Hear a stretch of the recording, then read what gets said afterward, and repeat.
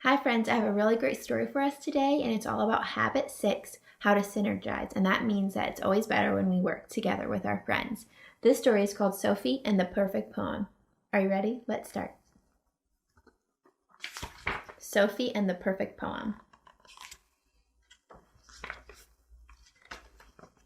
At school one day, Miss Hoot said, "Class, I'm going to pair you up with a partner and have you write a poem to share with the class in 1 week." I hope that I get Lily as my partner, Sophie thought.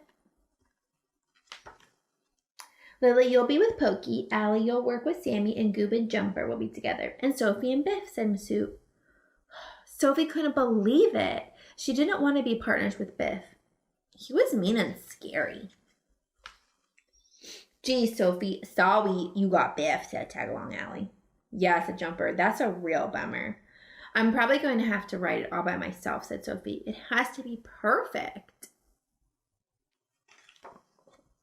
The next day, Miss Hoot gave everyone time to meet with their partner. Sophie and Biff got together in the corner by the fish tank. "I think we should write a poem about the sun, moon, and stars," said Sophie. "That's dumb," said Biff. "I think we should write a poem about trees, wind, and water."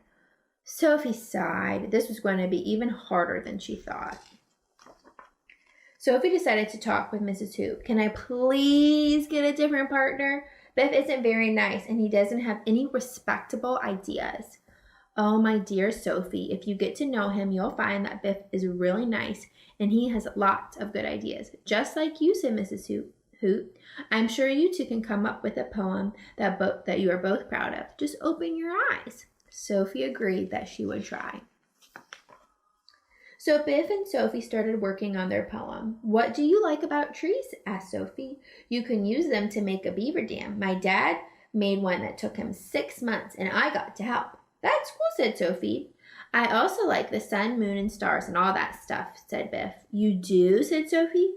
"Well, maybe we should put our ideas together." They got to work.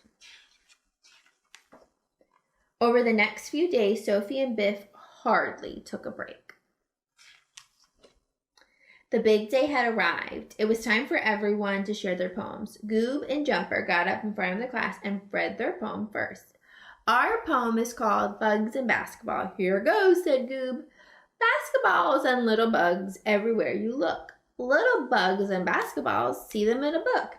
If I had an ant, I would put him in my plant. If I had a ball, I would bounce it off a wall. That would be fun. Too bad this poem is done." "Well," said Mrs. Hoot, "that was, interesting." Next up were Sophie and Biff.